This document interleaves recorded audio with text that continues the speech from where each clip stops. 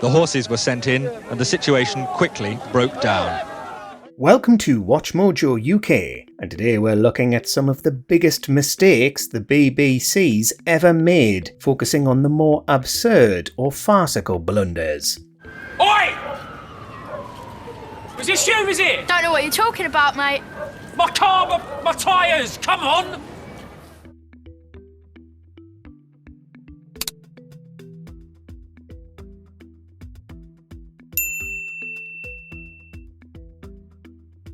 Number 20, Sherlock Series 4. So there were 3 Holmes kids. What was the age gap? Before Stranger Things' secret finale, there was Sherlock's secret finale, a conspiracy conjured by disheartened fans to explain how the 4th series of the beloved BBC programme had deteriorated so much. Not satisfied to learn that Stephen Moffat and Mark Gatiss just didn't have that much of a plan, a theory emerged that there was a secret finale that would explain everything.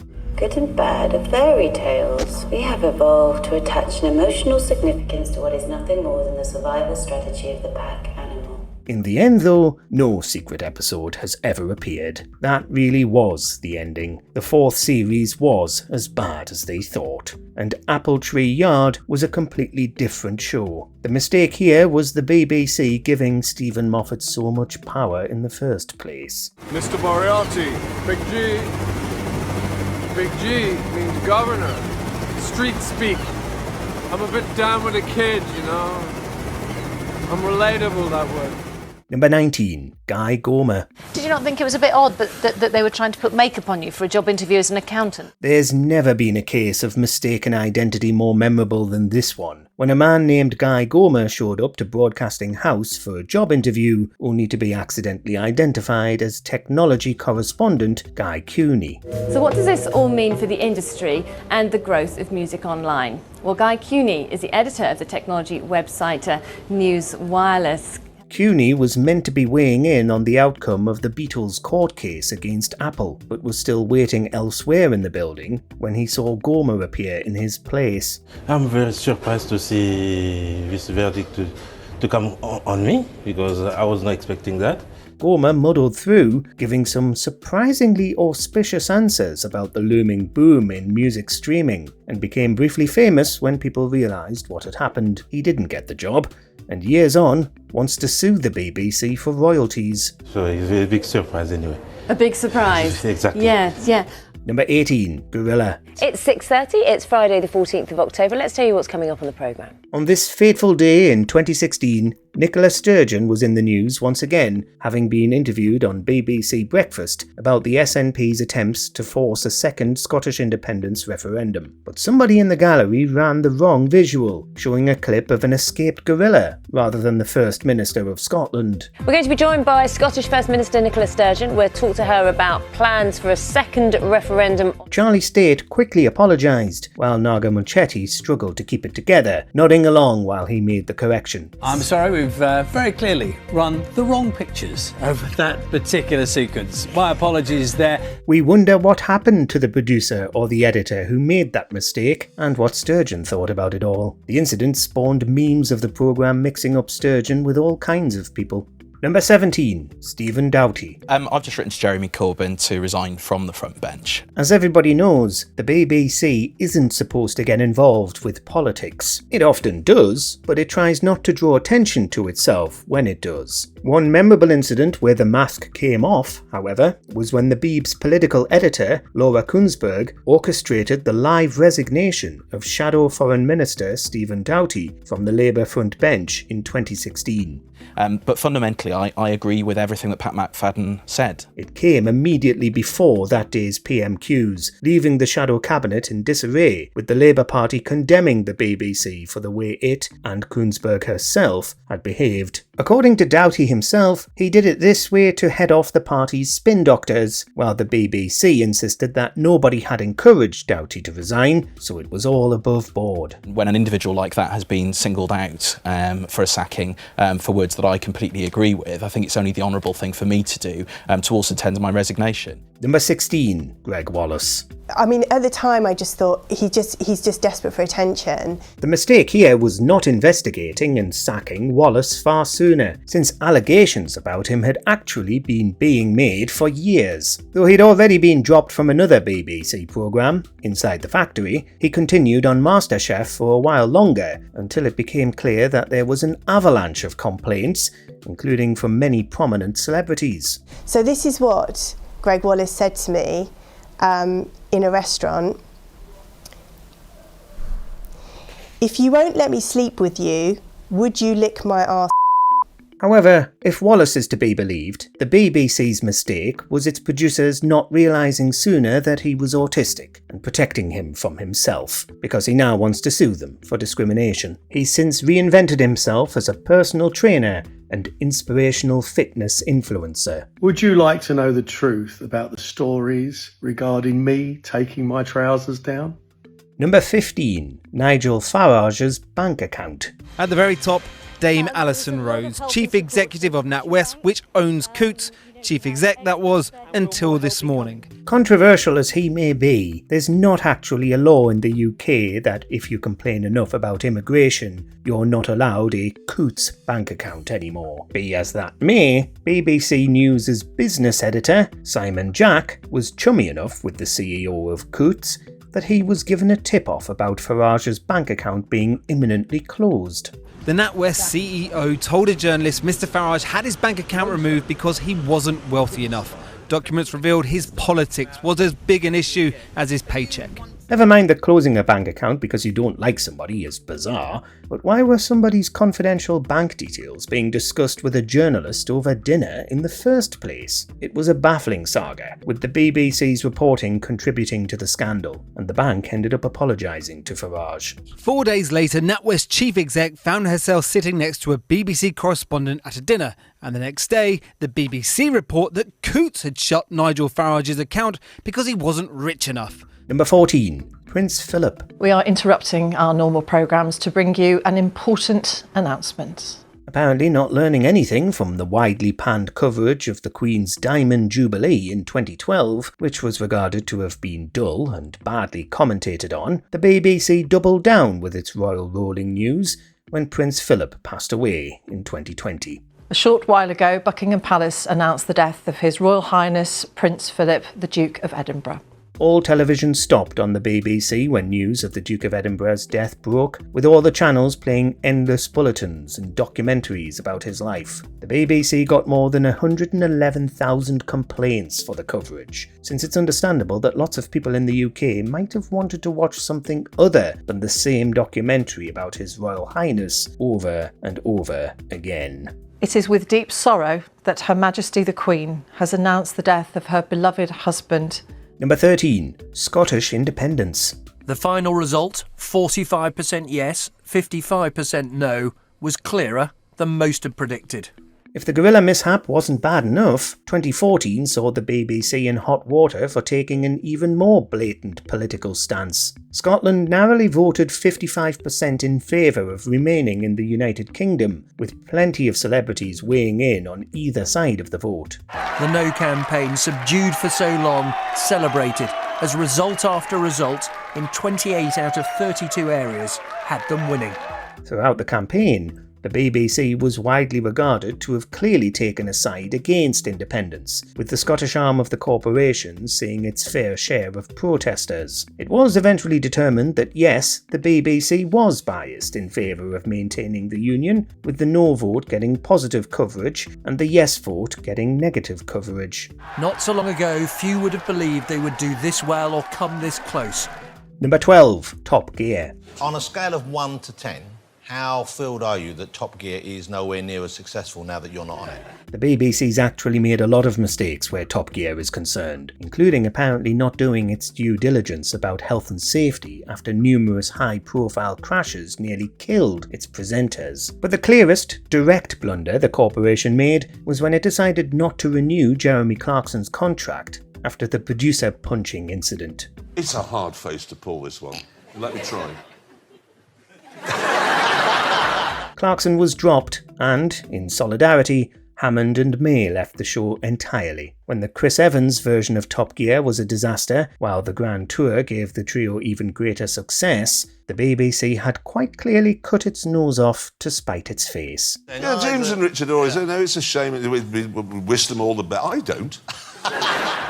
Number 11. Cliff Richard. The investigation is linked to an alleged incident that took place in the county back in the 1980s. Another absolutely bizarre scandal was when the BBC turned up to live broadcast a raid on one of the homes of Sir Cliff Richard. Richard had been reported to Operation Yewtree, and in 2014 there was a search on one of his flats that was extensively covered by a BBC helicopter which was tipped off by the police. From the air, though, the cars could be seen as they parked and as the police team made its way towards the empty apartment owned by Sir Cliff Richard.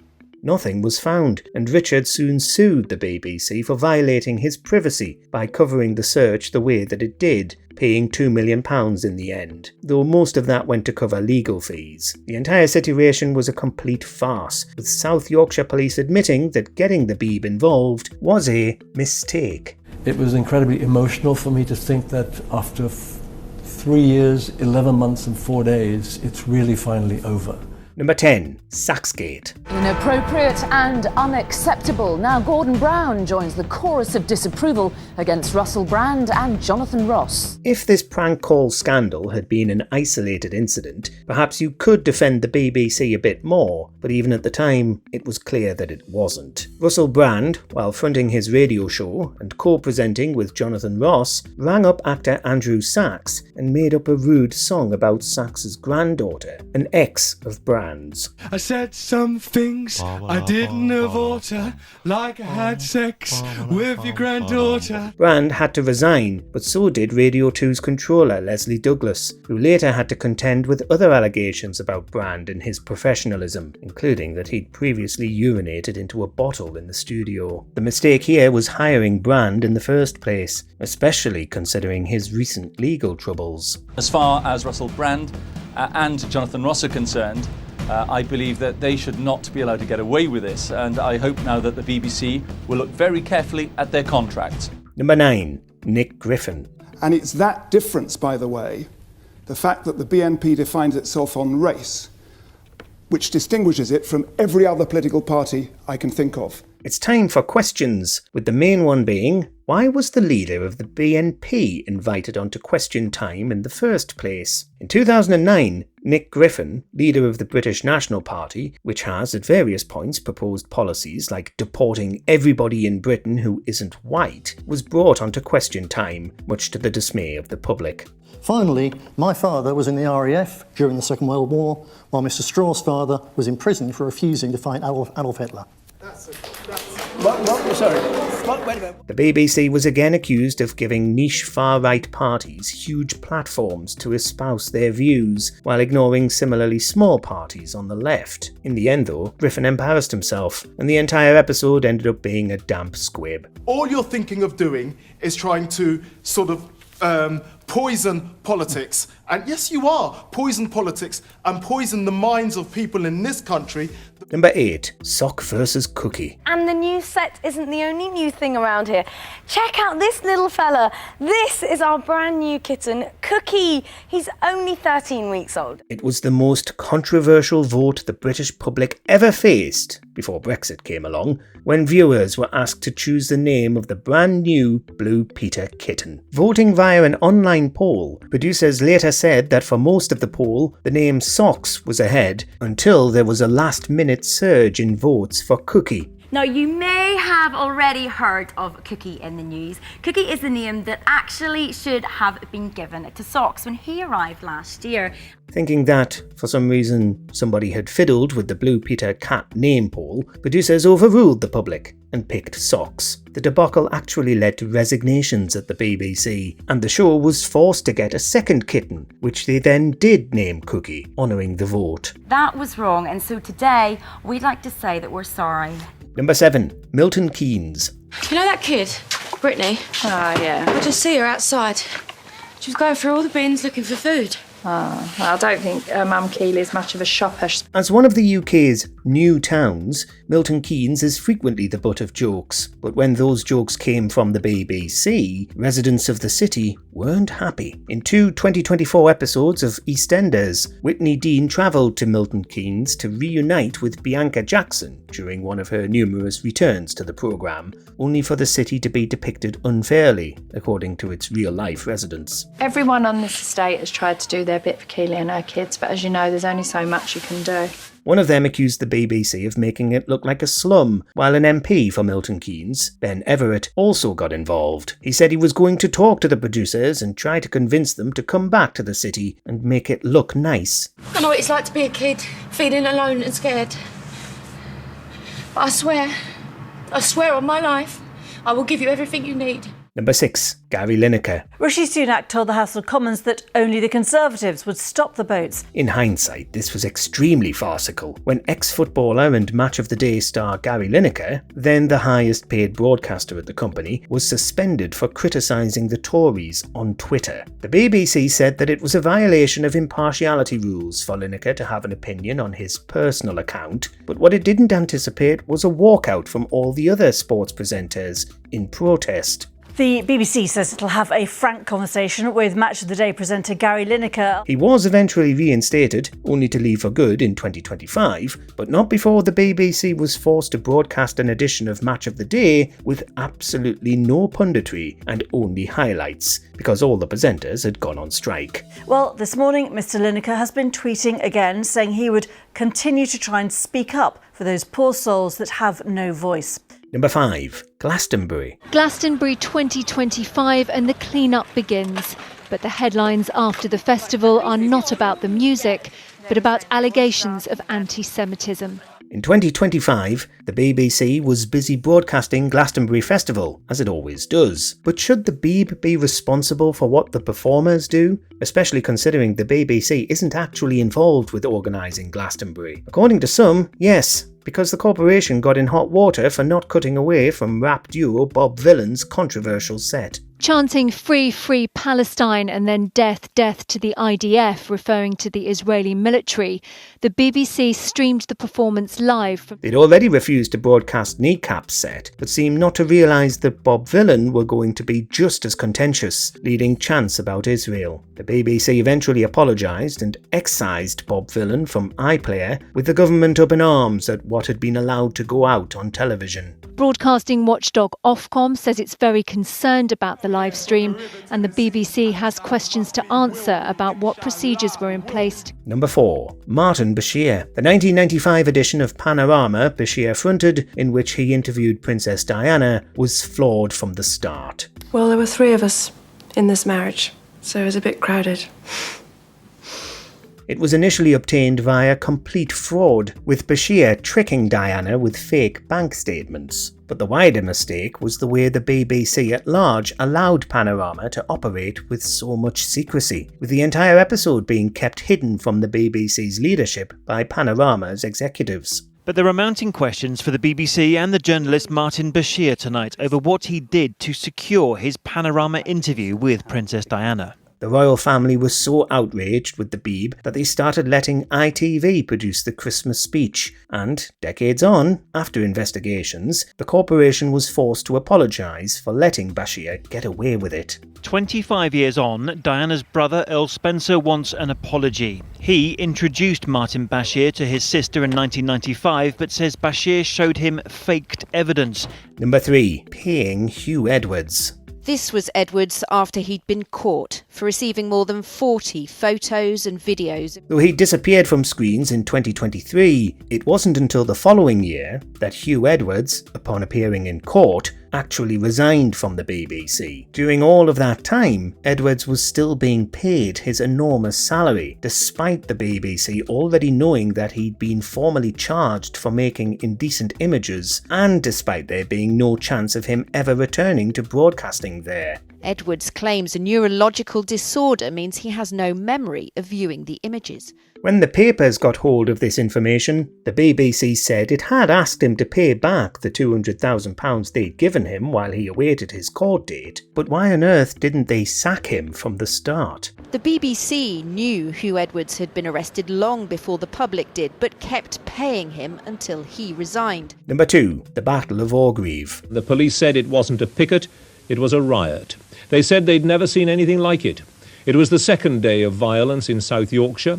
Mrs Thatcher said there was an attempt to substitute mob rule for the rule of law. In 1984, striking miners near Rotherham came to blows with South Yorkshire Police, a notoriously violent police force at the time, but the BBC's coverage left much to be desired. Come on, go. No way. Listen, no. No way. Listen, no way. You're blocking the footpath. Right, arrest him, then he's under arrest.